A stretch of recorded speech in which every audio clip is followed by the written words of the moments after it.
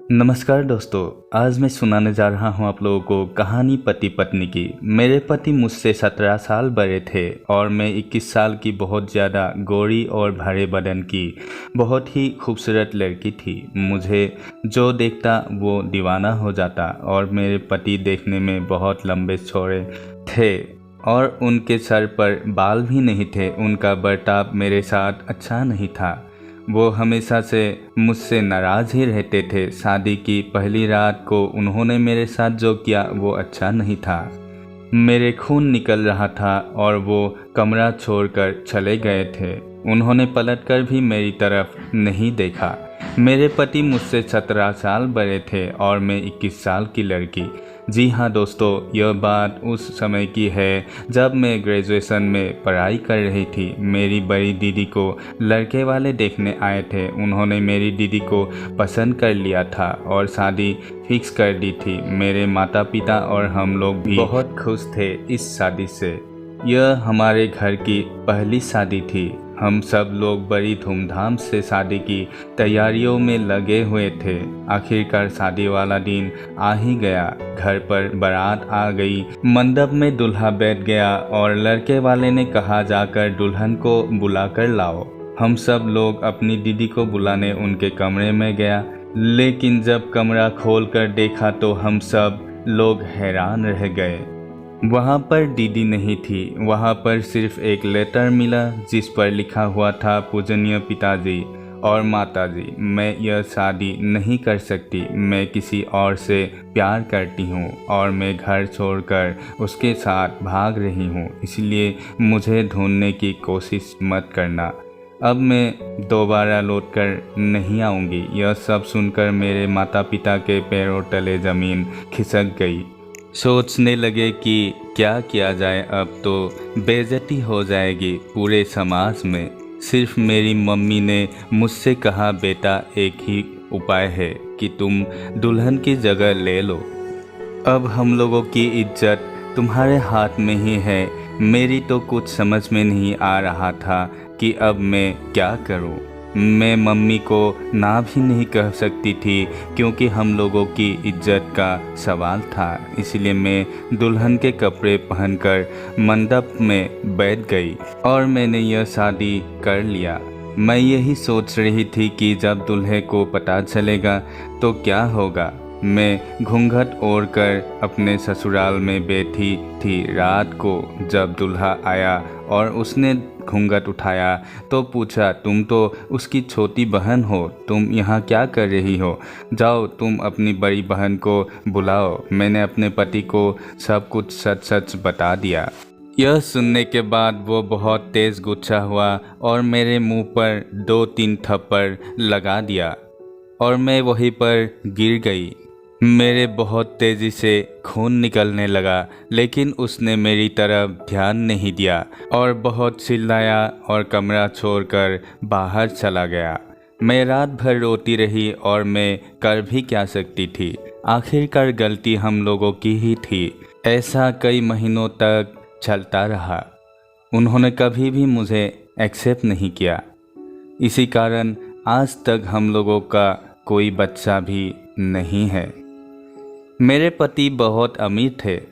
उनके पास पैसा, दौलत, सोना, चांदी बहुत है, लेकिन बस हम लोगों के पास सुकून नहीं था। हम लोग जब भी बाजार जाते थे तो लोग मुझे उनकी बेटी समझ लिया करते हैं। यह देखकर वो मुझसे और भी ज़्यादा जल जाते थे, इसीलिए वो मुझे कभी भी अपने साथ लेकर नहीं जाते थे। एक दिन मैंने पड़ोस में एक लड़के को देखा जो मुझे घूर रहा था।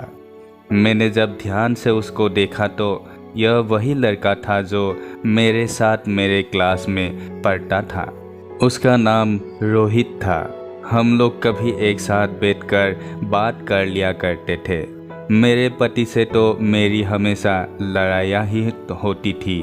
पूरा मोहल्ला हम लोगों पर हंसता था और हम लोगों की लड़ाइयों को देखकर मज़े लेता था, लेकिन केवल रोहित ही था जो मेरे दुख दर्द को समझता था। एक दिन मैं और रोहित घर के बाहर खड़े होकर बात कर रहे थे। तभी अचानक मेरे पति आ गए और उन्होंने हम दोनों को देख लिया। वो मेरे ऊपर बहुत चिल्ला रहे थे और मुझसे लड़ाई कर रहे थे।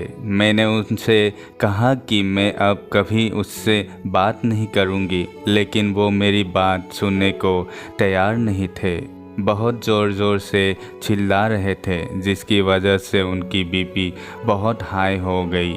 वो चिल्लाते हुए सीढ़ी की तरफ जाने लगे। तभी उनका पैर फिसल गया। वो सीढ़ी से फिसलकर सीधा नीचे गिर पड़े। मेरी तो समझ में नहीं आ रहा था कि अब मैं क्या करूं। मैंने सोचा क्यों न राहुल की मदद ली जाए। कोई और मोहल्ले वाले तो मेरी मदद नहीं करेगा, इसलिए मैं तुरंत ही अपने पड़ोस से राहुल को बुलाकर लाई और हम दोनों तुरंत उनको हॉस्पिटल ले गए। हॉस्पिटल ले जाने के बाद डॉक्टर ने मुझसे कहा कि आपके पति कोमा में चले गए, अब भगवान ही इनकी रक्षा करे। मैं भगवान से बहुत प्रार्थना करने लगी, इनको जल्दी से ठीक करना। मैंने और राहुल ने दिन रात उनकी सेवा की। मेरे पति को भी एहसास हो गया था कि इतना पैसा दौलत होने के बावजूद भी किसी ने उनका साथ नहीं दिया। सिर्फ राहुल और मेरी पत्नी ने मेरे इतना साथ दिया। एक दिन डॉक्टर ने मुझे कॉल की और कहा, आपके पति होश में आ गए हैं, जल्दी आ जाइए। मैं और राहुल जल्दी से हॉस्पिटल पहुँचे। मेरे पति ने मुझसे कहा कि अब मेरे पास ज़्यादा समय नहीं है, यह लो बक्से की चाबी, तुम और राहुल आपस में शादी कर लेना। मैं अब इस दुनिया से जा रहा हूँ, तुम लोग हमेशा खुश रहना।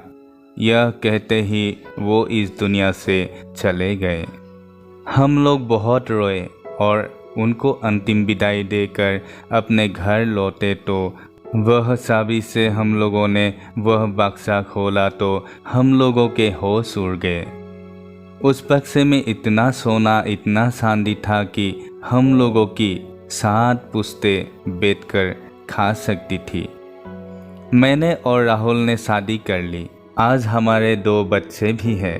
आज हम लोग मज़े से अपनी ज़िंदगी जी रहे हैं और बहुत खुश हैं। तो दोस्तों, आज की कहानी यही ख़त्म होती है। मिलते हैं एक नए कथा, नए कहानी के साथ। तब तक के लिए आप सभी से विदा लेता हूँ। आप सभी को मेरा दिल से प्रणाम।